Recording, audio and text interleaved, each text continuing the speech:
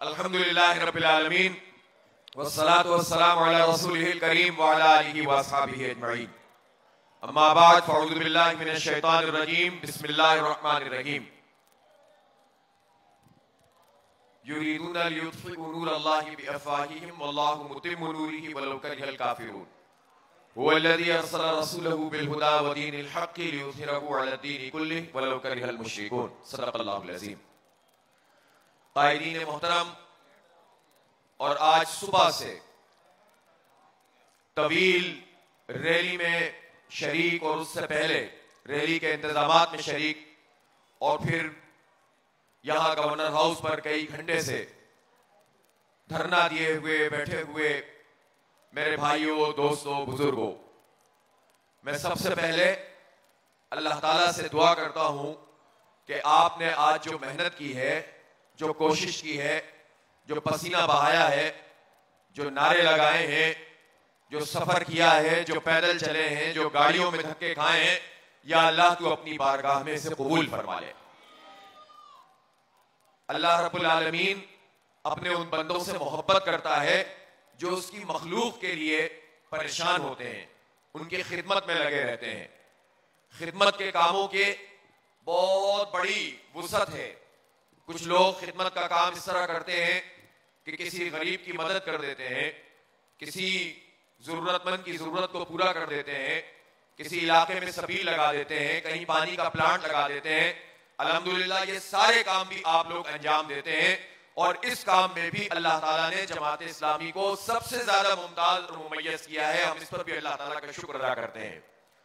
लेकिन इंसानों की बहुत बड़ी खिदमत यह है और उनके दुखों का मदावा करने का सबसे बड़ा तरीका यह है कि हम इन इंसानों के अंदर अल्लाह रब्बुल आलमीन की बंदगी, उसकी किबरियाई बयान करने, बुलंद करने और उसके लिए जिद्दोजहद करने का उन्हें खुगर बनाएं, उनको इस बड़ी कशमकश में साथ लेकर चलें और फिर उस निजाम को कायम करने की कोशिश करें कि जिसमें अदल हो, जिसमें इंसाफ हो, जिसमें इंसानों के ऊपर इंसान खुदा ना बनकर बैठे हों, जिसमें वो निजाम ना हो कि ये इतनी बड़ी बाउंड्री है गवर्नर साहब के लिए रखी गई हो। ये अंग्रेजों की अलामतें हैं, निजाम नहीं बदला है। 73 साल हो गए, अंग्रेज की वो गवर्नर की अलामत आज भी मौजूद है। वो जो चंद हजार लोगों से वायसराय की सूरत में और गवर्नरों की और इस तरह की सूरतों में अंग्रेज हम पर हुक्मरानी किया करता था, वो गुलामी का निजाम आज भी मौजूद है। चेहरे बदलते रहते हैं, निजाम वही रहता है। तो बंदगान खुदा की एक बहुत बड़ी खिदमत होगी कि हम एक ऐसा निजाम यहां पर कायम करें कि जो अल्लाह रब्बुल आलमीन की हाकमियत को कायम करे, इंसानों पर से इंसानों की हाकमियत को खत्म करे। अल्लाह की हाकमियत अल्लाह के बंदों के जरिए से कायम हो। जब वो कायम होगी तो अदल होगा, इंसाफ होगा, महरूमियों का इजाला होगा, दुनिया भी आसान होगी और इस काम के नतीजे में अल्लाह ताला हमसे खुश हो जाएगा, राजी हो जाएगा। इस पूरे काम को इकामत दीन की जिद्दोजहद का काम कहते हैं। इकामत दीन यानी दीन को कायम करना, दीन को निजाम बनाना, दीन को कुव्वत फराहम करना, दीन को बालादस्त करना। जो रब बने बैठे हैं जमीन के ऊपर, उनकी रुबूबियत का इनकार करके एक अल्लाह रब्बुल आलमीन की रुबूबियत और उलूहियत के निजाम को कायम करना। तो मैं आप लोगों को मुबारकबाद पेश करता हूं कि आप अगर कराची के हुकूक की तहरीक चला रहे हैं और आप अगर कोई पॉलिटिकल और सियासी जलसा और जुलूस करते हैं, तो आपके उस बड़े काम का वो हिस्सा होता है जिसमें हम इस निजाम की तब्दीली की जिद्दोजहद कर रहे हैं। अल्लाह ताला आपकी इन एफर्ट्स को, इन कोशिशों को कबूल फरमाए। मेरे भाइयों और दोस्तों, इस वक्त शहर कराची में जो महरूमी और जो परेशानी हमें नजर आती है, मैंने उसका तस्करा नसरी पे जो तकरीर की थी उसमें किया है। और सच्ची बात यही है कि उस माशरे में और उस माहौल में जुल्म करना बहुत आसान हो जाता है, जहां मजलूम ये समझे कि जुल्म सहना उनका मुकद्दर बन गया है। जब वो समझे कि जो गुलामी की जंजीरें हैं अब ये टूट नहीं सकती हैं, जब वो समझ लें कि अब कुछ हो नहीं सकता, तो ये काम जालिमों के लिए सबसे जबरदस्त होता है। वो मजीद जुल्म करते हैं, वो मजीद ठोकरों पे रखते हैं, वो मजीद लूटते हैं, वो मजीद जबर करते हैं। और बैनी ही बिल्कुल कराची में इसी तरह से किया जा रहा है। इसलिए हमारा पहला चैलेंज यही है कि हम इन नौजवानों में के जो मायूस हो रहे हैं, वो लोग कि जिन्होंने बड़ी उम्मीदों से कभी तासुब और लिसानियत की बुनियाद पर कि शायद इससे हालात बदलते हैं, और कभी तब्दीली के नाम पर, कभी किसी और रोटी कपड़ा मकान के नाम पर मुख्तलिफ लोगों से तवक्कुआत बांधी, लेकिन वो ये भूल गए कि ये सिर्फ चेहरे हैं, निजाम तो वही का वही है और पूरा का पूरा सिस्टम वही चल रहा है। ये लोग लोगों को इंसाफ फराहम नहीं कर सकते, अदल फराहम नहीं कर सकते, और उसके नतीजे में जब इनकी उम्मीदें टूटी हैं तो ये दोबारा से उठकर खड़े नहीं हो पा रहे। तो पहला चैलेंज ये है कि हम कराची के 3 करोड़ लोगों को उम्मीद का पैगाम दें। और मैं आपको मुबारकबाद पेश करता हूं कि जो आप मुसलसल सड़कों पर हैं, मुसलसल एहतजाज कर रहे हैं, मुसलसल बाजारों में घूम रहे हैं, मुसलसल चौकों और चौराहों पर दावत पेश कर रहे हैं। आपने हुकूक कराची मार्च सितंबर में किया, आपने रेफरेंडम अक्टूबर में किया, आपने 50 मकामात पर बैकवॉक धरने दिए, आपने जगह जगह मुजाहरे और एहतजाज किए, और आज तो आपने तारीख रकम कर दी है कि शायद कराची की तारीख की एक बहुत बड़ी रैली थी जो कराची के हुकूक के लिए 3 करोड़ लोगों के हक के लिए निकाली गई है। और मुझे यकीन है कि इंशाअल्लाह इसके नतीजे में वो मायूसी छटेगी और जमात इस्लामी इस शहर के लिए एक उम्मीद का पैगाम बन जाएगी, एक यकीन का पैगाम बन जाएगी। पहला काम तो इंशाअल्लाह इस रैली और इस जिद्दोजहद के नतीजे में आपको यह हासिल होगा। अब बात यह है कि कुछ लोगों ने हमसे सवाल किया कि आप गवर्नर हाउस क्यों जा रहे हैं। तो हम ये बताना चाहते हैं कि गवर्नर हाउस हो या सीएम हाउस हो या मेयर का दफ्तर हो, या आजकल एडमिनिस्ट्रेटर है, या सिंध सेक्रेटेरिएट हो, या जो वडेराबाद है, वडेराबाद जानते हैं कहां है? वडेराबाद सिंध सेक्रेटेरिएट छोटे वडेरे हैं, वहां वडेरों के वो हैं, एलाई हैं। वडेराबाद सिंध असेंबली वडेराबाद, जहां पर वडेरे मकामी हारियों का इस्तेहसाल करके जबरी तौर पर ताकत हासिल करते हैं और उसको कहते हैं ये जमहूरी तौर पर मुंतखब होकर आए। और मैं आपको बता दूं, ये जो पीपल्स पार्टी कहती है कि हमारी जड़ें बड़ी मजबूत हैं, इनकी ताकत की जड़ें मजबूत हैं। इनकी आवाम में अब जड़ें कहां हैं? इनकी ताकत की जड़ें मजबूत हैं। अभी कोई सिस्टम तब्दील हो और इन सारे वडेरों को कहा जाए कि जैसे पहले काफ लीग में शिराजी चले गए थे, वो शिराजी काफ लीग में चले जाएं, वो मेहर पे लीग में चले जाएं, वो मजारी और बजरानी चे लीग में चले जाएं, तो जो भी पे चे काफ नून जीम लीग बनेगी, ये सारी पीपल्स पार्टी उसमें तब्दील हो जाएगी। फिर हम पूछेंगे आवाम में जड़ें आपकी कहां है? ये आवाम की जड़ें नहीं है, ये वडेरा शाही निजाम की जड़ें हैं जो कि इस वक्त हमारे सूबे के ऊपर मुसल्लत है। इसलिए ज्यादा वक्त नहीं है कि जब यह सिस्टम जो है अपनी जगह पर चल सकेगा। आप लोगों के लिए उम्मीद बनेंगे, कराची जागेगा, कराची अपना हक लेगा तो अंदरून सिंध भी लोग उठकर खड़े होंगे। मैं अंदरून सिंध के अपने तमाम सिंधी बलोच भाइयों को यह कहना चाहता हूं कि कराची के हक की इस तहरीक में आप शरीक हो जाएं।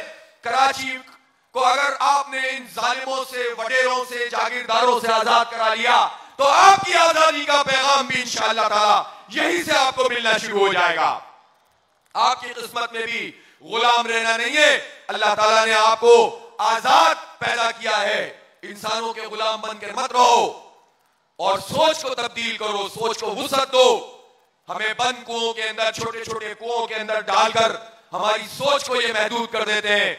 इसलिए हम मुत्तहिद होकर आगे बढ़ेंगे इंशाअल्लाह।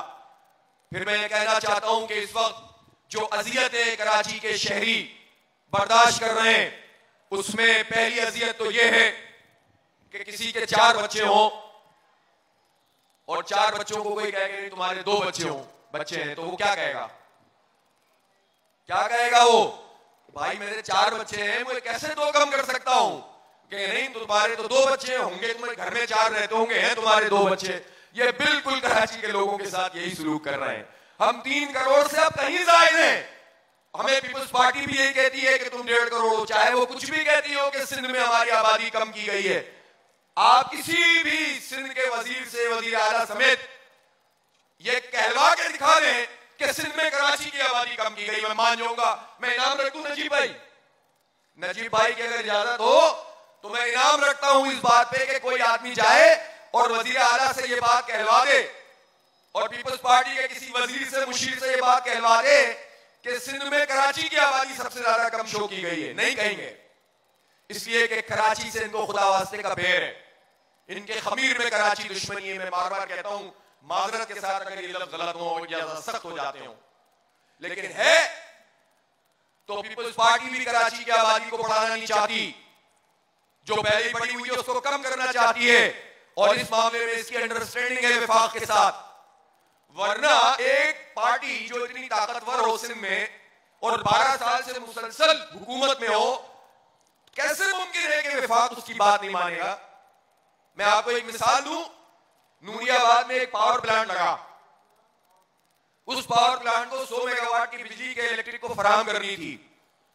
वो पावर प्लांट किसका था? किसका था? जरदारी साहब का था। अनवर मजीद साहब उनके फ्रंटमैन होते हैं, उनका था ओमनी ग्रुप, ये उसका पावर प्लांट था। अब 100 मेगावाट का प्लांट वो गैस पे चलना था। गैस का मामला विफाक का है, ये जो पूछ रहे गवर्नर हाउस क्यों आए, उसमें गैस भी मसला है। तो गैस फराहम नहीं हो रही थी, पीपल्स पार्टी ने उसके खिलाफ तहरीक शुरू कर दी, पूरे सूबे में धरने शुरू कर दिए, मज़ार कायद पे धरना दे दिया, और चंद दिन के अंदर यह मसला हल हो गया और नूरियाबाद के पावर प्लांट को विफाकी हुकूमत ने गैस फराहम कर दी, उनका मीटर चलना शुरू हो गया, और वो के इलेक्ट्रिक को बेचते हैं, इनको प्रॉफिट होता है, के इलेक्ट्रिक मजीद उस पर प्रॉफिट रखकर हमारा खून पसीना चूसता है। तो ये जब चाहते हैं किसी एक काम को करने का तो ये करवा सकते हैं, लेकिन ये हमारी गिनती पूरी नहीं करवा सकते। इसलिए पीपल्स पार्टी ये धोखा देना बंद कर दे, हमारी गिनती पूरी कराओ और उसके लिए तुम जो है वो काम करो, लेकिन जो बराह रास्त जिम्मेदार है वो विफाक है। इसलिए कि पाकिस्तान ब्यूरो ऑफ स्टैटिस्टिक्स उसके तहत मर्दमशुमारी होती है, और वो 2017 में नून लीग थी। हमें तो ये शर्फ हासिल है कि जब नून लीग का गवर्नर था तो तब भी हमने यहां पर 4 दिन का धरना दिया था, अल्हम्दुलिल्लाह। तो इमरान इस्माइल साहब, आज तो हो सकता है कि हम सुबह तक चले जाएं, लेकिन हम फिर ताजा दम होकर आएंगे इंशाअल्लाह ताला। मुतालबात की मंजूरी तक ये जिद्दोजहद खत्म नहीं होगी। इसलिए हम ये कहना चाहते हैं कि मर्दमशुमारी का मामला विफाक का है, और विफाक में 2 जमातें हुकूमत में हैं, एक पीटीआई जिसके 14 कौमी असेंबली के मेंबर हैं, और एक एमक्यूएम जिसके 4 कौमी असेंबली के मेंबर हैं। इन दोनों ने मिलकर कराची की मर्दमशुमारी को आधा करके विफाक से मंजूरी दे दी। एक तरफ कहते हैं कि गिनती कम हुई है, दूसरी तरफ मंजूरी देते हैं। तो ये बात कराची के लोग पूछने का हक रखते हैं, जिन्होंने बड़ी उम्मीदों से पीटीआई को वोट दिए थे, कि हमारी गिनती तुमने क्यों कम की है। और दूसरी बात, कोटा सिस्टम जो एक बहुत बड़ा प्रॉब्लम है, जो 1973 में सिर्फ 10 साल के लिए लोगों ने इत्तेफाक राय से लगाया था, फिर 10 साल मजीद बढ़े, फिर 20 साल मजीद बढ़े, और अब एमक्यूएम और पीटीआई की मुश्तरका हुकूमत ने इसमें गैर मुअय्यना मुद्दत के लिए इजाफा कर दिया है। आप ये बताएं कि ये इन्होंने जो हमारी पीठ पे छुरा घोंपा है, किसने घोंपा है? जिसको वोट दिए उसने कोटा सिस्टम में गैर मुअय्यना मुद्दत के लिए इजाफा कर दिया। शर्म भी नहीं आती, और अब ये लोग कोटा सिस्टम का नाम भी नहीं लेते हैं। पीपल्स पार्टी सिंध सेक्रेटेरिएट इस वक्त लिसानियत और तासुब का अड्डा है, वहां पर कराची का कोई आदमी आपको मुलाजमत करता हुआ दिखाई नहीं देगा। और इसी तरह तमाम इदारों में ये चाहते हैं कि लिसानियत फैले।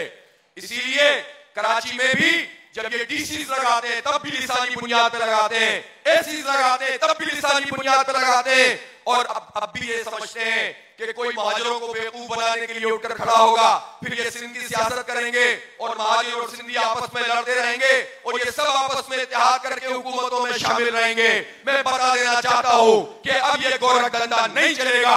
अब सब मिलकर सच की बात करेंगे, हक की बात करेंगे, इंसाफ की बात करेंगे। कराची के नौजवान का भी सरकारी मुलाजमतों में वही हक है कि जो मुल्क के बाकी लोगों का हक है। इसलिए हम चाहते हैं कि सिंधियों को भी रोजगार मिले, बलोचों को, पंजाबियों को, पख्तूनों को मिले, लेकिन कराची के नौजवानों को और मुहाजिरों को अगर आप रोजगार नहीं देंगे, इसका मतलब है कि आप तासुब बरतेंगे। और ये सारी पार्टियां नौजवानों को मुलाजमतें देने में नाकाम हुई हैं, लिहाजा हम इनसे ऐलान बरात भी करते हैं और इनको मुस्तरद भी करते हैं जो हमारे साथ जुल्म कर रहे हैं। मेरे भाइयों और दोस्तों, गवर्नर हाउस हम क्यों आए हैं? तीसरी बात यह है कि वजीर आजम ने ऐलान किया था 1100 अरब रुपए के पैकेज का, 1100 अरब रुपए के पैकेज का बज़ाहिर बड़ा नंबर है, लेकिन मैं आपको बताऊं कि हम तो 2500 अरब रुपए सालाना रेवेन्यू नहीं, सिर्फ इनकम टैक्स देते हैं कराची के लोग, जो पाकिस्तान का 41% है।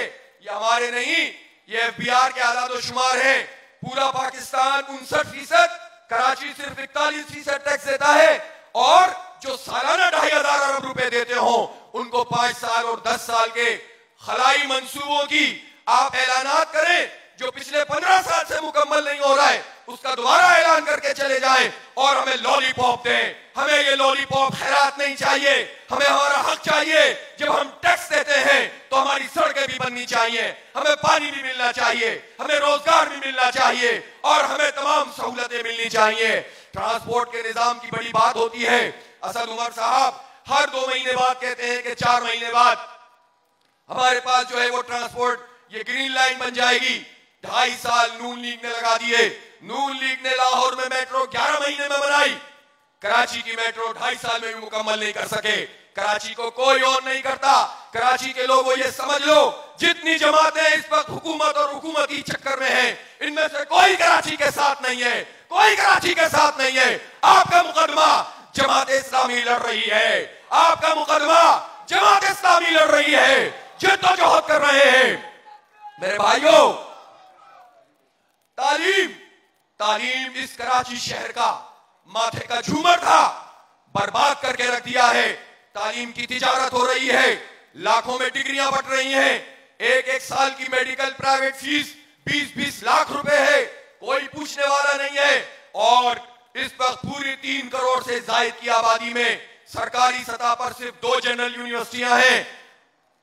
जो 1.25 लाख और 1.5 लाख इंटरमीडिएट के लोग पास आउट होते हैं, उनमें से सिर्फ 30,000 सरकारी और गैर सरकारी इदारों में उनको तालीम मिलती है। और हुकूमत ने अब यह फैसला किया है, जिसको हम मुस्तरद करते हैं, कि अब जो प्राइवेटली लोग BCom, BA, BSc करके जॉब्स करते हुए अपने आप को अपग्रेड करते थे, वो सिलसिला खत्म किया जा रहा है। हम इसको मुस्तरद करते हैं, इसको कराची दुश्मनी समझते हैं और हम चाहते हैं कि हमारे नौजवान को भी तालीम के पूरे मौके मिलने चाहिए, इसको यूनिवर्सिटियां मिलनी चाहिए, इसकी फीसों में कमी होनी चाहिए। अब तो मिडिल क्लास के लिए भी अपने बच्चों को पढ़ाना मुश्किल हो गया है। मेरे भाइयों और दोस्तों, ट्रांसपोर्ट के निजाम की बात है। नेमतुल्लाह खान साहब ग्रीन बसें लाए थे, लेकिन उससे पहले बताता हूं कि हमारे पास कराची सर्कुलर रेलवे चलती थी।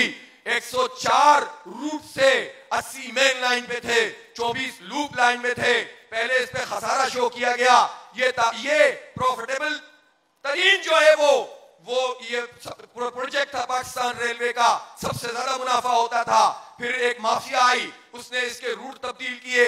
फिर एक और माफिया आया जिसने इसको मजीद तबाह किया और खसारे का नाम लेकर कराची सर्कुलर रेलवे को बंद कर दिया गया। अफसोस की बात है कि जब बंद हो रही थी तो उस वक्त नून लीग और पीपल्स पार्टी दोनों हुकूमतों में MQM शामिल थी और कराची सर्कुलर रेलवे बंद हो गया था। इसी तरह कराची की ट्रांसपोर्ट कारपोरेशन थी, उसकी जो है वो 1300-1400 बसें थी और वो चलती थी। तालीमी इदारों में तकरीबन 200 बसें चलती थी। सिर्फ 100 बसों का फ्लीट कराची यूनिवर्सिटी से निकलता था। इन नई नस्ल को तो इस नई नस्ल को पता ही नहीं है। ये तो चिंची को ही सबसे बड़ी ट्रांसपोर्ट समझती है। मेरे बच्चों, तुम्हारी किस्मत में ये चिंची नहीं है। तुम्हें जदीद तरीन इंशाअल्लाह ट्रांसपोर्ट का निजाम मिलेगा। तुम हमारे साथ चलो, हम तुम्हें बताएंगे कि ट्रांसपोर्ट का सिस्टम क्या होता है। हमने पहले भी इस शहर की खिदमत की है, आइंदा भी इंशाअल्लाह कराची का मसला जमात इस्लामी हल कर सकती है। इस ट्रांसपोर्ट को ये लोग खा गए और अब सूरत हाल ये है कि पब्लिक सेक्टर में गवर्नमेंट की सतह पर कोई निजाम नहीं है। लोगों के आंखों में धूल झोंकते हैं कि ट्रांसपोर्ट चलाना गवर्नमेंट का काम नहीं है। अगर गवर्नमेंट का काम नहीं है तो मेट्रो लाहौर में क्यों चल रही है, ऑरेंज ट्रेन क्यों चल रही है, वहां गवर्नमेंट की बसें क्यों चलती हैं, पिंडी में क्यों चलती हैं, इस्लामाबाद में क्यों चलती हैं? हमारे शहर ने क्या कसूर किया है कि 3 करोड़ से ज्यादा की आबादी का शहर मेट्रोपॉलिटन नहीं, मेगा सिटी है। दुनिया के 172 मुल्कों से बड़ा शहर है और इसको ट्रांसपोर्ट का कोई निजाम में असर नहीं है। शर्म तुमको मगर नहीं आती और तुम्हें तो डकार भी नहीं आती और तुम कहते हो कि तुम्हारा काम नहीं है। मैं सिर्फ तुम्हें बताता चलूं, न्यूयॉर्क में भी जो जो चलती है सबवेज और जो वॉशिंगटन में चलती हैं और जो लंदन में चलती हैं, छोड़िए वो यूरोप और अमेरिका है, जो बंबई में चलती है, जो दिल्ली में चलती है, वो भी सब्सिडाइज होती है। दुनिया में कोई ट्रांसपोर्ट गवर्नमेंट की सरपरस्ती के बगैर नहीं चल सकती। इसलिए ये झूठ मत बोलो, तुम्हें देना पड़ेगी हमें ट्रांसपोर्ट, तुम्हें चलानी पड़ेगी हमें ट्रांसपोर्ट, और इसके लिए हम जिद्दोजहद कर रहे हैं। हमारी माओ बहनों की किस्मत में ये धक्के नहीं है जो सुबह दोपहर शाम जो है वो खाती हैं और टूटी हुई सड़कों के ऊपर उनको किस तरह की बीमारियां लायक होती हैं। हमारे बच्चे और हमारे बुजुर्ग किस तरह रीढ़ की हड्डियों की बीमारी में मुब्तला हो चुके हैं। मैं पूछना चाहता हूं, 7 महीने हो गए हैं कराची ट्रांसफॉर्मेशन कमेटी को कायम हुए, इसमें विफाक भी है, इसमें सूबा भी है और इसमें बल्दिया भी थी जब एमक्यूएम थी और एमक्यूएम वफाकी हुकूमत में भी है। तीनों मिलकर फैसले करते हैं, कोर कमांडर की सरपरस्ती में ये चलती है। मैं पूछना चाहता हूं 7 महीने में इन्होंने क्या काम किया है? कोई काम सामने नहीं आता। एक काम सामने आता है, बस गुज्जर नाले पे जो घर है उनको गिरा दो। एक काम सामने आता है, औरंगी नाले पे जो घर है उनको गिरा दो। हम भी नालों को बहाल करना चाहते हैं, हम भी वहां पर सड़कें बनाना चाहते हैं, लेकिन उस तरह बनाना चाहते हैं जिस तरह लियारी एक्सप्रेस वे पे नेमतुल्लाह खान साहब ने बनाया था। 16,000 लोगों का सर्वे किया था, एक एक को मुतबादिल दिया था, पैसे फराहम किए थे। बजट में ये सारे पैसे होते हैं। कोर कमांडर साहब को भी ये बताना होगा और तीनों पार्टियों को भी ये बताना होगा कि रीसेटलमेंट और रिहेबिलिटेशन प्लान में इन लोगों को जिनको गिराया जा रहा है उनको पैसे पूरे क्यों नहीं दिए जा रहे? जो लीज और अनलीज मकान है उनको मुतबादिल क्यों नहीं दिया जा रहा? ये क्या मसला है कि पहले ही गुर्बत है? क्या तुम स्ट्रीट क्रिमिनल बनाना चाहते हो? क्या तुम जो है वो इस तरह से बर्बाद करना चाहते हो इस शहर को एक मर्तबा? लिहाजा जब सब शरीक होते हैं हुकूमत में और जब सब कमेटियों में शरीक होते हैं तो जवाब भी सबसे तलब करेंगे। हम इंसान हैं, टैक्स देते हैं, इस शहर के शहरी हैं, पाकिस्तान के शहरी हैं, सबसे जवाब तलब करेंगे। हमारे टैक्सों के पैसों को कहां लेकर जा रहे हो? 1100 अरब रुपए की पाई का हिसाब इंशाल्लाह इनसे लेंगे। एक माफिया है के इलेक्ट्रिक। फिर मीडिया से कहता हूं, इसका जिम्मेदार भी गवर्नर हाउस है। पिछला नून लीग का था तब भी आए थे, अब पीटीआई का है तब भी आए हैं। नून लीग ने भी के इलेक्ट्रिक की जो उसकी कंपनी प्राइवेट हो चुका है उसकी सरपरस्ती की, अब पीटीआई की सरपरस्ती कर रही है। हमने केस किया हुआ है सुप्रीम कोर्ट में, 5 साल से वो केस आगे नहीं बढ़ रहा। ये खुद हमारे अदालती निजाम पर सवालिया निशान है। लेकिन बहरहाल हम चीफ जस्टिस से अपील करते हैं कि सबसे पहले तो ये देखा जाए कि खंभों की कीमत के बराबर में हमारे कराची का ये बिजली का इदारा किसने बेचा था? उस वक्त शेयर 10 रुपए थे, 10 रुपए 65 पैसे के बजाय 10 रुपए में जो बेचा, सिर्फ उस शेयर की कीमत कम करने से 15 अरब रुपए का फायदा उस कंपनी को हो गया था। गोया जितने में खरीदी थी ये कंपनी वो तो सिर्फ शेयर में हेर फेर करके उन्होंने पूरी कर ली। 0 पैसे में अबराज ग्रुप से पहले अलजुमैया ग्रुप और अब अबराज ग्रुप को यह कंपनी बेची गई है और अब विफाकी हुकूमत उल्टी लटकी हुई है। सारे लोग मिलकर ये चाह रहे हैं कि 300 अरब रुपए जो लायबिलिटी है के इलेक्ट्रिक के ऊपर उसको माफ कर दिया जाए और इनको फरार कर दिया जाए, और जो हमारे क्लॉबैक के और जो हमारे मीटर रेंट डबल थे उसके जो पैसे ले रहे थे और डबल बैंक चार्जेस के पैसे वसूल किए थे और जो इस तरह के पैसे हमसे इन्होंने लूटे हैं वो सब पैसे मिला लें तो ये तो कोई 1000 अरब तक कहानी जाती है। ये 1000 अरब रुपए किसी और के नहीं है गवर्नर साहब, ये इन कराची के लोगों के पैसे हैं। आप इनको फरार करना चाहते हैं। वजीर आजम साहब, ये कौन सी ईमानदारी है? ये कौन सी दयानतदारी है? ये कैसा दयानतदारी का प्रचार है कि डाकू आपकी काबीना का हिस्सा बने हुए हैं? वो ताबिश गौहर जिसने नाजायज ओवर बिलिंग की, यहाँ पर गलत तरीके से हमारा खून पसीना जो है वो पिया और वो ताबिश गौहर आपकी टीम का हिस्सा। अभी नदीम बाबर को आप किसी केस की वजह से आगे पीछे कर रहे हैं, आपने लिया क्यों था? जब उसका कॉन्फ्लिक्ट ऑफ इंटरेस्ट था और 50 मेगावाट का प्लांट वो के इलेक्ट्रिक को बिजली फराहम कर रहा है और बाइको पेट्रोलियम जो गोरख धंधा है जो के इलेक्ट्रिक के साथ मिलकर खरबों रुपए की जो करप्शन करता है, जिसकी मैनेजमेंट में आरिफ नकवी वजीर आजम का दोस्त शामिल है, ये सारे लोग अगर आपकी टीम का हिस्सा होंगे तो आपकी ईमानदारी सवालिया निशान बनकर पूरी 22 करोड़ लोगों के सामने आएगी। इस माफिया को साथ मिलाते हो, फिर कहते हो ईमानदारी। कराची के लोग जानते हैं कि के इलेक्ट्रिक गासिब है। के इलेक्ट्रिक ने लोड शेडिंग इसलिए खत्म नहीं की कि इसने पैदावार में पूरे 16 साल में सिर्फ 15% इजाफा किया है।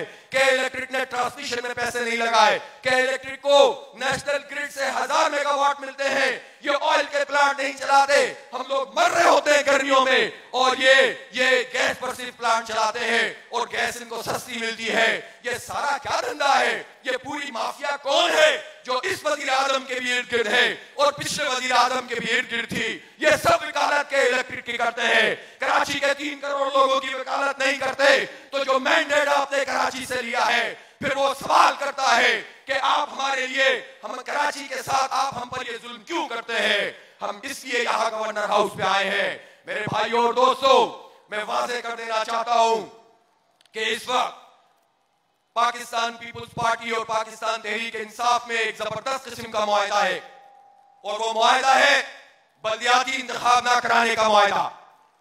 तुम केपी और पंजाब में तुम इंतखाब नहीं कराओ, हम सिंध में इंतखाब नहीं कराएंगे। तुम हमसे कुछ मत कहो, हम तुमसे कुछ नहीं कहेंगे। लेकिन जमात इस्लामी तुम दोनों से मुतालबा करती है कि फौरी तौर पर बल्दियाती इंतखाबात उसका इनेकाद किया जाए। फौरी इंतखाब, आनन फानन इंतखाब करना होगा। इंतखाब, बल्दियाती इंतखाब, ये हमारे नारे हैं। और हम चाहते हैं कि फौरी तौर पर बल्दियाती इंतखाब हो, और उससे पहले सिंध असेंबली से शहरी हुकूमत का एक्ट पास होना चाहिए। हम विफाक में भी आईनी तरामीम के लिए एक बिल जमा करा रहे हैं ताकि शहरी हुकूमतों को आईनी कवर मिल सके। जमात इस्लामी से ज्यादा बल्दियात में कोई एक्सपर्ट नहीं है, इसलिए हम समझते हैं कि कराची को एक एम्पावर्ड, एक बाइख्तियार शहरी हुकूमत मिलनी चाहिए। वो शहरी हुकूमत जिसमें जो मेयर है, एक तो वो डायरेक्ट इंतखाब से जो मुंतखब हो, पूरे शहर से डायरेक्ट पोल करवाए जाएं, अवाम जिसको मेयर मुंतखब करना चाहे वो सबका मेयर हो, और फिर उसके बाद उसके मातहत कराची के सारे इदारे होने चाहिए। ये जो कैंटोनमेंट्स हैं, ये जो डीएचएस हैं, ये जो सोसाइटी है, ये जो एलडीए है, ये जो एमडीए है, ये जितने गोरख धंधे हैं, इन सबको एक चेन ऑफ कमांड में होना चाहिए। ये किसी के हक में और किसी के खिलाफ नहीं है, ये कराची के 3 करोड़ लोगों के हक में है कि चेन ऑफ कमांड एक होनी चाहिए। हाँ, ठीक है कि आप उसमें जो है वो चेक एंड बैलेंस का निजाम रखें। आप उसके अंदर एक सिस्टम के अंदर इस तरह से रखें कि कोई एक आदमी इतना पावरफुल ना हो सके कि अपनी मर्जी के फैसले करे। लेकिन ये कैसे मुमकिन है कि शहर इतना बड़ा हो और उसमें शहरी हुकूमत हो, उसके हिस्से में सिर्फ 22% आता हो, और जो 78% है वो उसके हिस्से में ही ना आता हो। वो अलग बात है कि जिनके पास 22% था, उन्होंने 22% के हिसाब से भी काम नहीं किया। हमने तो उनसे यही पूछा था कि तुम 22% का काम कर दो, उन्होंने वो भी नहीं किया। लेकिन अब वो जमाने गुजर गए, और मैं आपसे कहना चाहता हूं, बहुत अहम पैगाम है, और वो ये है कि मेरे भाइयों और दोस्तों, ये किसी शौक में हम धरने नहीं दिए हुए। ये इसलिए नहीं है कि बस तकरीर होगी और आप सुनेंगे और नारे लगेंगे और चले जाएंगे। ये एक मुसलसल जिद्दोजहद है। ये कराची के हक की, पाकिस्तान की तरक्की की जिद्दोजहद है। कराची तरक्की करेगा, मुल्क तरक्की करेगा। अरे भाई, हम इस गए गुजरे हालात में भी जब पाकिस्तान के सिर्फ इनकम टैक्स में 41% 2,500 करोड़ रुपए दे सकते हैं, तो अगर कराची में सही डेवलपमेंट हो जाए, फिर तो हमें फख्र होगा कि हम पूरे पाकिस्तान को और ज्यादा तरक्की करने की तरफ ले जाएंगे इंशाअल्लाह ताला। हमें अभी भी कोई परेशानी नहीं है। हमें सिर्फ एक परेशानी है कि लेते तो सब कराची से हो, देते उसको कुछ भी नहीं है।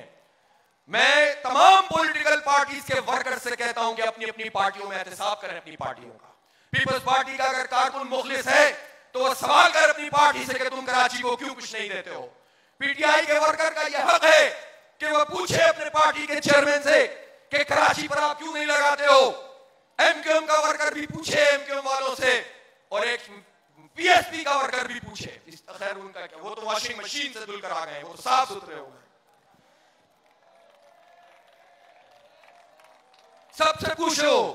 और मैं इन तमाम वर्कर से कहता हूं कि आप हैसियत कराचियाइट, आप हैसियत पॉलिटिकल वर्कर, अगर आप में कोई दहशतगर्द नहीं है तो जमात इस्लामी के दरवाजे सबके लिए खुले हुए हैं। दीन की जिद्दोजहद करनी है, जमात इस्लामी का प्लेटफॉर्म मौजूद है। मोहब्बत के जमजमे बहाने हैं, ये प्लेटफॉर्म मौजूद है। देख लो, आज सब मौजूद हैं। सिंधी, महाजिर, पख्तून, पंजाबी, बलोच, कश्मीरी, हजारेवाल, गिलगिती, बल्ती, मेमन, गुजराती, कच्छी, सब मौजूद है अल्हम्दुलिल्लाह। यहां पर बंगाली, बर्मी सब मौजूद है अल्हम्दुलिल्लाह, सब मौजूद है। यह है पाकिस्तान और यह है उम्मत मुस्लिमा। बल्कि हमारे मसीह बिरादरी, हमारी सिख बिरादरी, हमारी हिंदू बिरादरी भी मौजूद है। और मैं आपको एक बात बताऊं कि अगर इस्लाम का आदिलाना निजाम कायम हो तो गैर मुस्लिमों के साथ बेहतरीन सलूक होगा। वो सलूक नहीं होगा जो इस जुल्म के निजाम में एक शहरी की हैसियत से उनके साथ होता है। इसलिए जमात इस्लामी आपको जोड़ने की बात करती है। मैं इन सारे नौजवानों से कहता हूं जो किसी भी पार्टी एफिलिएशन में है, कराची के हक के लिए आप जमात इस्लामी का साथ दें। यह तारीख की एक हकीकत है कि कराची और जमात इस्लामी का चोली दामन का साथ है।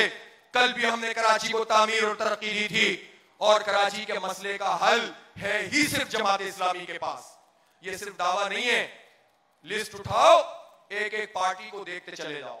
बेशक 14 सीटें हो या 4 हो या 3 हो, बेशक पीपल्स सूबाई हुकूमत हो या वफाकी हुकूमत हो, मैं पीपल्स पार्टी के तमाम वर्कर्स से कहता हूं कि वो आप अपनी एक लिस्ट उठाएं और वो बताएं कि क्या पीपल्स पार्टी कराची को तरक्की दे सकती है और क्या देना चाहती है। पीपल्स पार्टी के वर्कर से मेरा सवाल है, अगर मीडिया के जरिए मेरी बात पहुंच रही है, एमक्यूएम के वर्कर से पूछता हूं, सपोर्टर से, अब तो वो भी ढिलविल है, लेकिन बहरहाल एक इनर्शिया होता है, पिछला एक मोहब्बत का ताल्लुक तो होता है, चलता रहता है, कभी जबर में, कभी मोहब्बत में, कभी अपने हाथ पर हरदर्मी होती है कि यार मैंने इतने अरसे साथ दिया तो अब कैसे छोड़ूं। अगरचे कि आहिस्ता आहिस्ता सब टूट रहे हैं, लेकिन मैं उनसे भी पूछना चाहता हूं, क्या ये एमक्यूएम जो इस वक्त मौजूद है, ये एमक्यूएम के जितने ऑफशूट्स, पीएसपी और हकीकी मजाजी फारूक भाई, ये जितनी एमक्यूएम में मौजूद हैं, इनमें से कोई एक भी है जो कराची का मसला हल कर सकता है? इस वक्त कोई एक भी है जो कराची का मसला हल कर सकता है? अब आ जाइए पीटीआई भाई, पूरे मुल्क में तो आप दूध शहद की नहरें बाहर होंगे, स्टेट बैंक को तरक्की आपने दे दी, उसको फुल कंट्रोल में ले लिया, आईएमएफ से आजाद कर दिया है, माशाल्लाह। ऐसा ही किया है, आईएमएफ के हाथों में बराह रास्त दे दिया। पहले जरा सा एक स्टेप था, अब वो स्टेप भी खत्म कर दिया। वो दूध शहद की नहरें आपने मुल्क में बहा दी है, केपी में बहा दी है, अच्छा किया है। लेकिन आप मुझे बताएं कि पीटीआई के 14 एमएनए, 21 एमपीए, 30 एमपीए या उनकी जितनी इस वक्त कराची की टीम है, कोई 4 नाम बताएं जो कराची को पूरा जानता भी हो, कोई एक नाम बताएं जो कराची के मसलों को समझता भी हो, जिसकी 80% मेंबरान एक मखसूस इलाके में रहते हो, वो कराची को समझ ही नहीं सकते। इसलिए किसी की सिंपैथी हो सकती है अपनी पार्टी लीडर के साथ, लेकिन कराची का मसला पीटीआई हल नहीं कर सकती। ये बात बिल्कुल अदर मिन अश-शम्स से वाज़ेह है, राइटिंग ऑन द वॉल है, नविश्ता दीवार है, सामने लिखा हुआ है। पीपल्स पार्टी हो, एमक्यूएम हो, ये हुकूमती जमातें ये अपना कराची के हवाले से पूरा कर चुकी हैं।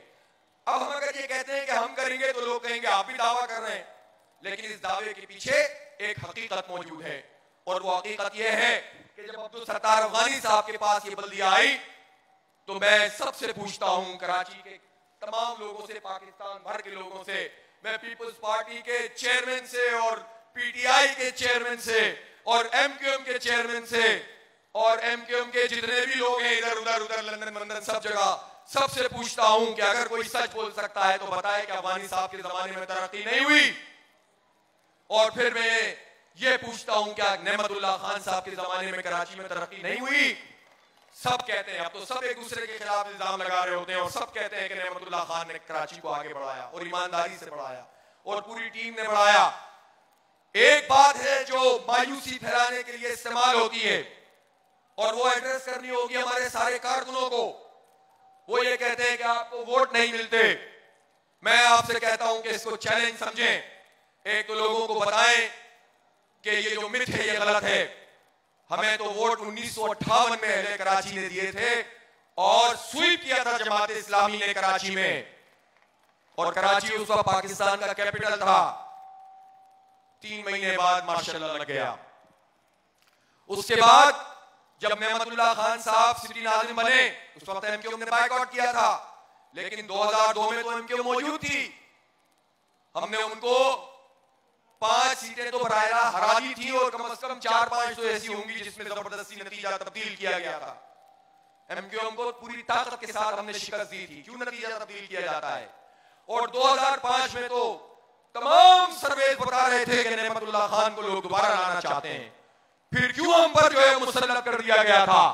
इसलिए ऐसा नहीं है कि लोग हमें वोट देना नहीं चाहते या वोट देते नहीं है।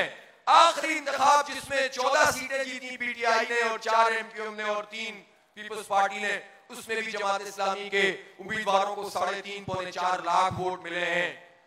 तो इसलिए मायूसी की कोई बात नहीं, हम डीप रूटेड हैं, ग्रास रूट लेवल पे हमारा काम है। और जब से हक दो कराची तहरीक आगे बढ़ रही है, हम देख रहे हैं कि लोगों का रुझू भी है, बस इसको स्ट्रेंथन करना है, लोगों के दरवाजों तक पहुंचना है, उनके मसाइल में दिलचस्पी लेनी है। और आज मैं इस धरने में तमाम कारकुनान जमात से और जिम्मेदारान से कहता हूं कि रमजान मुबारक आ रहा है। एक तो यह है कि रमजान का महीना इबादत का महीना है, तरावी का महीना है, कुरान का महीना है। तो इबादत क्या सिखाती है हमें? अब तो होता गुलाम है, अपने रब का गुलाम है। तो जो रब का गुलाम होता है वो इबादत करता है। और कुरान तो पैगाम इनकलाब है। और रमजान मुबारक में ही अल्लाह की मशीयत थी कि इस्लाम और कुफ्र का जो सबसे बड़ा मार्का है, अगरचे उसके नंबर 313 और 1000 थे, लेकिन तारीख का रुख उसने बदल दिया था। ग़ज़वा बद्र वो रमजान मुबारक में हुई थी, फतह मक्का रमजान मुबारक में हुई थी। तो ऐसा नहीं है कि रमजान मुबारक में सिर्फ एक काम किया जाएगा। जब रमजान मुबारक में तीरों और तलवारों से, जब रमजान मुबारक में मुजाहिमत के मैदान में पूरी दुनिया के मुसलमान जिद्दोजहद कर सकते हैं, तो इस रमजान मुबारक में अगर मैं आपसे कहूं कि सीएम हाउस पे पहुंचेंगे तो आप उसके लिए तैयार हैं? आप ये तो नहीं कहेंगे मुझे रोजा बहुत लग रहा है, आप ये तो नहीं कहेंगे तरावी तो हम पढ़ेंगे इंशाअल्लाह वहां पर बैठकर, आपको सहरी भी कराएंगे, नहीं मिलेगी तो पानी से खजूर से सहरी कर लेंगे। लेकिन हम सीएम से ये तो पूछेंगे कि ये जो गासिबाना एक्ट है ये क्यों है? आप शहरी हुकूमत का जो सही निजाम है वो क्यों नहीं लाते? हम तो कहते हैं आप लाड़काना और जेकबाबाद को भी इख्तियार दो और कराची को भी इख्तियार दो। इसलिए हमारे पास ये ऑप्शन है कि हम रमजान मुबारक में सीएम हाउस पे धरना दें, और आप इसके लिए तैयार हैं तो इस पैगाम को गली गली मोहल्ले मोहल्ले पहुंचाएंगे आप। वरना ईद के बाद तो आना ही आना है इंशाअल्लाह ताला, ईद के बाद तो आना ही आना है सीएम हाउस। और मेरे भाइयों और दोस्तों, मुजाहिमत कशमकश जद्दोजहद में जिंदगी है। कारकुन थकता उस वक्त है जब वो काम नहीं करता, या वो जरा होम्योपैथिक किस्म का काम, मेरे होम्योपैथिक के भाई जरा नाराज ना हो, होम्योपैथिक किस्म का काम कर करके लोग थक जाते हैं। मुजाहिमत में लोग जिंदा होते हैं, कशमकश में लोग आगे बढ़ते हैं, जिद्दोजहद के नतीजे में तहर्रुक पैदा होता है और काम में भी मजा आता है। सही कह रहा हूं कि गलत कह रहा हूं? तो फिर इस जिद्दोजहद को आगे बढ़ाएंगे इंशाअल्लाह ताला। तो हमारे पास सारे ऑप्शन मौजूद हैं, लेकिन जो करने का काम है वो ये है कि अब गली मोहल्लों की सतह पर, ये आज के बाद तारीख तब्दील हो रही है इंशाअल्लाह कराची की। आपने जो आज पावर शो किया है ये बहुत सौ की नींदें उड़ाएगा, बहुत से मुतवादिल सामने लाने की कोशिश की जाएगी। और इस मौके पर यह भी कहना चाहता हूं कि जो लोग भी बरसरे इख्तियार हैं या साहिब इख्तियार हैं कराची के साथ, अब अगर वो सही सलूक करना चाहते हैं जैसा कि वो सामने सामने कहते हैं, तो वो कराची को, अहले कराची को लेवल प्लेइंग फील्ड दे दें। इसका क्या मतलब होता है? सबको बराबर लाकर खड़ा करें, मीडिया पे जबर ना करें कि फला की तकरीर लाइव सब पे लाजमी नशर की जाएगी और फला को काट दो। ये जबर ना किया जाए कि उसको प्रोजेक्ट करो, उसको डाउन कर दो। लेवल प्लेइंग फील्ड दीजिए, सबको मेहनत करने का मौका दीजिए, सब अपनी तारीख लेकर आएंगे, सब अपने मुस्तकबिल का नक्शा पेश करेंगे, फिर जिसको कराची के अवाम चाहेंगे वो इंशाल्लाह कामयाब होगा। जबरदस्ती की मैनेजमेंट, वॉशिंग मशीनें अब नहीं चलेंगी, वैसे भी लोग इन वॉशिंग मशीनों को नजरअंदाज कर रहे हैं। यह कैसे मुमकिन है कि जब सारा अमल दहशतगर्दी का भत्ताखोरी का जारी था तो सब उसके अंदर शरीक थे। 1 अगस्त 2016 था शायद, उसके बाद सारे अच्छे बच्चे बन गए। अब जो भत्ताखोर पकड़ा जाएगा वो लंदन का करार पाएगा, अब जो दहशतगर्द मिलेगा वो लंदन का होगा और बाकी सब दूध के धुले हो गए। मैं पूछना चाहता हूं कि साने बल्दिया, जिसको अब तकरीबन 9 साल हो गए, इंसान बल्दिया के जो 259 इंसान जलाए गए थे, उसके जो मुजरिम हैं, जिनमें से कुछ को आला इंसाफ हुआ है, सजा हुई है, और उनको भी निकलवाने की कोशिशें की जा रही हैं। और जो उनके सरपरस्त थे, जो आज भी मुख्तलिफ पार्टियों में मौजूद हैं और जो उन मुजरिमों की वकालत भी करते हैं, तो यह कैसे मुमकिन है कि हमारे शहर के मजदूर जला दिए जाएं और जो जलाने वाले हैं उनको वॉशिंग मशीन से धो दिया जाए? यह धंधा नहीं चलेगा और एस्टेब्लिशमेंट को अपना रवैया दुरुस्त करना होगा। मेरे भाइयों और दोस्तों, इसलिए जमात इस्लामी एक उम्मीद बनेगी इंशाअल्लाह, और बन गई है। आप गली मोहल्ले में जाएं, पब्लिक एड कमेटियां कायम करें। इदारा नूर हक में तो रश लगा होता है, सोसाइटीज के लोग आते हैं, बहरिया टाउन के लोग आते हैं, मेहरान जो है सोसाइटी उसके लोग आते हैं, अजीमाबाद सोसाइटी के आते हैं, नुमान गार्डन के लोग आते हैं, बहुत सी सोसाइटियों का तो नाम ही मुझे याद नहीं आता, माम कोई एक सोसाइटी थी उसके लोग आते हैं। ये सारी सोसाइटियों वाले आकर रोना रोते हैं। अब मैं ये कहना चाहता हूं कि जिस तरह कुछ हमारे डिस्ट्रिक्ट ने, अजला ने इन तमाम चीजों को टेकअप करना शुरू किया है, हमारे तमाम जिले जिम्मेदारान इस काम को अपना काम समझें। हमारे तमाम कामों में इसको एक तरजीही फहरिस्त के अंदर शामिल करें। किसी का घर गिरता है और नाइंसाफी से गिरता है तो हमारे अमीर जिला और नज़्म जिला का काम है कि उस मजलूम के हक में उठकर खड़ा हो।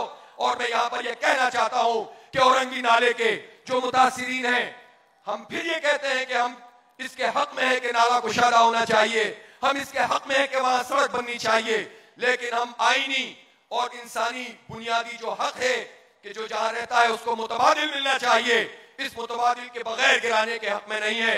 और जब मुदस्सिर अंसारी ने इसके खिलाफ एहतजाज किया तो वहां पर उनकी FIR काटी गई है। इन FIRों से हमारा यह सिलसिला रुकने वाला नहीं है, हर मजलूम के साथ खड़े होंगे, लेकिन हम ये मुतालबा करेंगे कि आप हक फराहम करें। इसी तरह ये सोसाइटियों के लोग हैं, इसी तरह गली मोहल्लों में सड़कों का मसला है। जिस तरह 4K चौरंगी पर तहरीक चल सकती है और काम आगे बढ़ सकता है, जिस तरह यूनिवर्सिटी रोड की तहरीक चल सकती है, मंगोपीर रोड की चल सकती है, मेहरान हाईवे की चल सकती है, माड़ीपुर रोड की चल सकती है, तो इस वक्त तो पूरा शहरी खंडर बना हुआ है।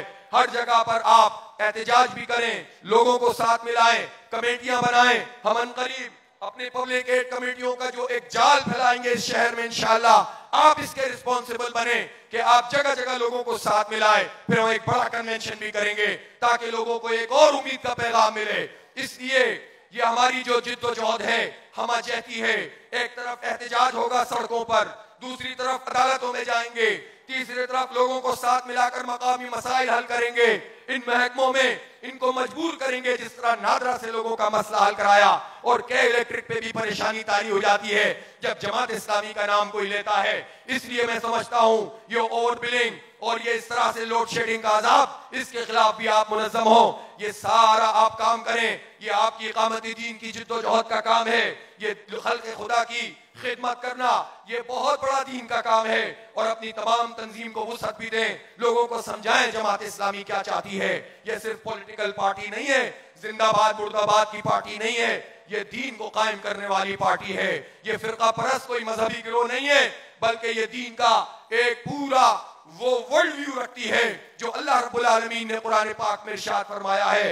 और मैं एक बात और भी अहम कहना चाहता हूं, इस वक्त शहर कराची में जितनी भी मजहबी और मसलकी इकाइयां हैं वो सब आपकी तरफ देखते हैं।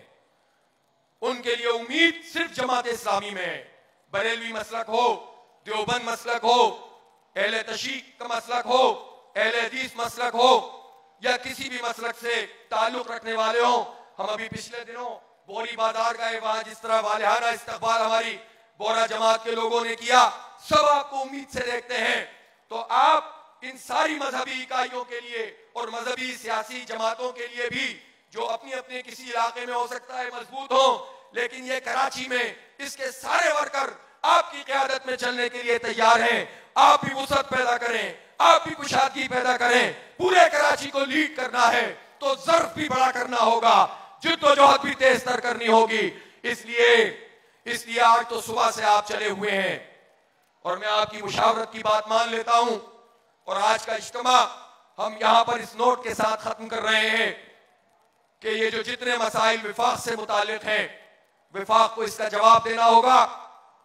हमें इससे कोई गरज नहीं कि गवर्नर का कोई नुमाइंदा आए या ना आए, इससे फर्क भी नहीं पड़ता, इसलिए कि ये खुद जब इनसे अलग अलग बात करो तो अपनी बेबसी का इजहार करते हैं। इसलिए लेकिन हम अवामी प्रेशर के जरिए, दबाव के जरिए से कराची को एक आवाज देना चाहते हैं। आज के बाद सब सुन लें कि कराची सोया हुआ नहीं रहेगा। अब कराची बोलेगा इंशाअल्लाह ताला। अब कराची आवाज देगा। अब कराची अपना हक मांगेगा। इंशाअल्लाह जमात इस्लामी का प्लेटफॉर्म सबके लिए खुला हुआ है। मैं आपको आज की जबरदस्त धरने पर मुबारकबाद पेश करता हूं और इंशाअल्लाह सीएम हाउस का प्रोग्राम ईद के फौरन बाद, और अगर ज्यादा गड़बड़ होने लगी तो रमजानुल मुबारक में इंशाअल्लाह हम चलेंगे। आप सब उसके लिए तैयार हैं इंशाअल्लाह। व आखिरु दावाना अनिल हम्दुलिल्लाहि रब्बिल आलमीन।